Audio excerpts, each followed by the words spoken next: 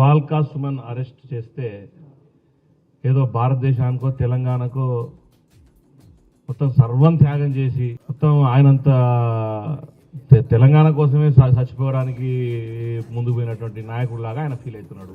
ఈరోజు బాల్కా సుమన్ మాట్లాడేటప్పుడు అరెస్టు చేస్తూ ప్రభుత్వంని ప్రశ్నిస్తుంటే అరెస్ట్ చేసిన అని చెప్తున్నాడు. ఇతను సిగ్గుండాలా బాల్కా సుమన్కి ఆ మాట చెప్పనీకి? నువ్వు దేనికోసం అరెస్ట్ చేసిండ్రయా? బాల్కా సుమన్ను దేనికోసం అరెస్ట్ చేసిండ్రు? నీ అంతకు నువ్వు నీ పార్టీ ఆఫీస్లా మీ నాయకులందరి ముందు రెచ్చగొట్టే విధంగా రైల్వే పట్టాలను పీకేయండి, సింగరేణి ఆఫీసులను తగలబెట్టండి, రైల్వే పట్టాలను ఎక్కడిదక్కడ కోసేయండి, ఇవన్నీ ఉగ్రవాదులు మతోన్మాదులు ఆ విధంగా మాట్లాడే విధంగా నువ్వు చెప్పి నీ పబ్లిసిటీ స్టంట్ కోసం నేను ఈ విధంగా చెప్తున్నా అని చెప్పి నువ్వు బహిరంగంగా బయటికి తెచ్చుకున్నావు. ఇవి తెలిసింది కాబట్టి ఈరోజు ఈ విషయం బయటపడింది. నాకు తెలిసి తెలంగాణ ఉద్యమంలో కూడా ఇదే విధంగా చేసినట్టున్నారు. అందుకే ఇన్ని వందల మంది పిల్లలు ఆత్మబలిదానాలు చేసుకున్నారు. హరీష్ రావు ఎంతసేపు నా కిరోసిన్ తెచ్చుకొని అగ్గిపెట్ట దొరక్కుంటుండే. ఇటువంటి కనపడని ఉగ్రవాదులందరూ కలిసి ఈరోజు తెలంగాణలో కొన్ని వందల మంది విద్యార్థులను ఈరోజు ఆత్మబలిదానం చేసుకునే విధంగా ప్రేరేపితం చేసిండ్రు.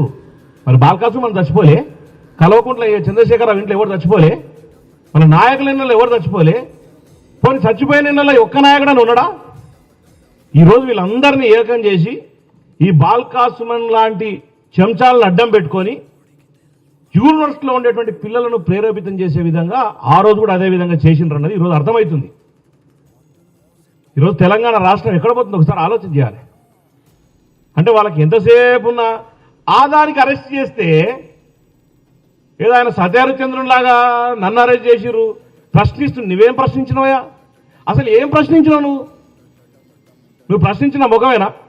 ఎంతసేపు ఉన్నా కేసీఆర్తోనో మెప్పు పొందాలి, కేటీఆర్తోనో మెప్పు పొందాలి అనే ఆలోచనతోనే నువ్వేమైనా చేసినావు. నువ్వు ఈ విధంగా మెప్పు పొందాలనే ఆలోచన నీకు ఉంటే నువ్వు పెద్ద ఉద్రేకపరమైనటువంటి నాయకుడు అని ప్రజలు అనుకోవాలి, నీ నాయకుడు అనుకోవాలి, లేకపోతే మీ కేటీఆర్ మీ హరీష్ రావు లాంటి వాళ్ళు అనుకోవాలనుకుంటే వాళ్ళ ఇంట్లో పోయి వాళ్ళ కాలు మొక్కు రోజు పొద్దున్న లేచి, లేకపోతే వాళ్ళ ఇంట్లో బాసనలు దోమ, లేకపోతే ఆనే కూర్చో నిన్నే చూస్తారేమో.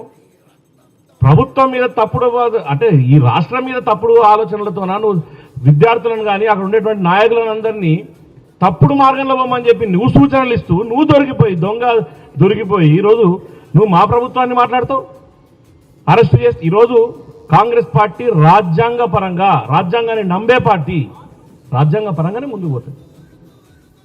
ఎట్లా పడితే అట్లా ఏది పడితే అది మాట్లాడతాం, కామ్గా కూర్చుంటాం అంటే ఉన్ననికే మా హోంమంత్రి మా ముఖ్యమంత్రి గారు ఖాళీగా ఉండే వ్యక్తి కాదు. తప్పు నీవే కాదు, మా ఇంట్లో జరిగినా మా దాంట్లో తప్పు జరిగినా ఇదే శిక్షనే ఉంటుంది. ఈరోజు టీఆర్ఎస్ పార్టీలో ఉండే వ్యక్తినో లేకపోతే బీజేపీ పార్టీలో ఉండేటోనో ఇంకొన్నో కాదు, ఎవరు తప్పు చేసినా శిక్ష అదే విధంగానే ఉంటుంది.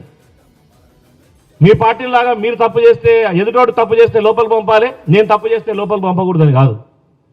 నీవే అన్నావు కదా ఆ రోజు, ఏమవుతుంది కేసులు పెడితే పెట్టు, కేసులు పెడితే పెట్టని, ఓ 2 నెలల రోజులు జైలుకు వేస్తాను నువ్వే అంటివి కదా. ఇప్పుడు నేను ఎవడు పట్టించుకుంటలేడు, ఓ 2 ఏళ్ళ నుంచి ఏదో విధంగా వెలుగులోకి రావాలని చెప్పి ఈ స్టెంట్ తయారు చేసినావు. ఆ వీడియో మీ ఆఫీస్లో కాన్ఫిడెన్షియల్గా ఉన్నటువంటి వీడియో నువ్వే లీక్ చేయించుకున్నావు. ఇప్పుడు నువ్వే అరెస్ట్ అయ్యి ఇదో స్టంట్ తయారు చేస్తున్నావు. నేను నన్ను ఎవడు మర్చిపోతున్నా, నన్ను ఎవడు లేదని, ఎవరు గుర్తుపడతలేరని. ఒక ఎంపీవి చేసినావు, ఒక ఎమ్మెల్యే చేసినావు, విప్పుగా ఉన్నావు. ఇంత ఇంకిత జ్ఞానం మీకు తెలియదా?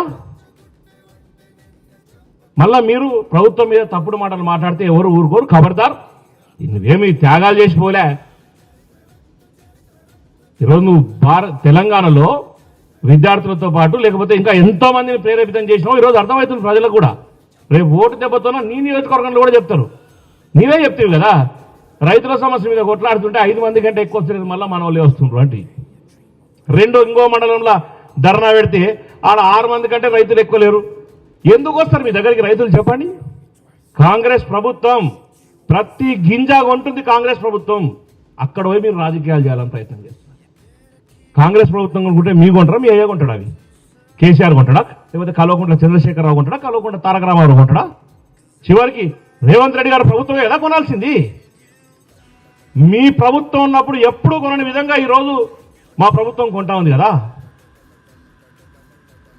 రేవంత్ రెడ్డి గారు సర్కారే కదా కొనేది చివరి వరకు, చివరి గింజ వరకు కొంటామని చెప్పి బహిరంగంగా మా సివిల్ సప్లై మినిస్టర్ గారు ఉత్తమ్ కుమార్ రెడ్డి గారు చెప్పినారు కదా. కానీ ఏదో విధంగా ప్రభుత్వం మీద బురద చల్లాలా. కాబట్టి దయచేసి మళ్ళీ చెప్తా ఉన్నాం, ఎవరు కూడా ఇటువంటి వారిని ఎంకరేజ్ చేయకూడదని చెప్పి తెలియజేస్తా ఉన్నాం.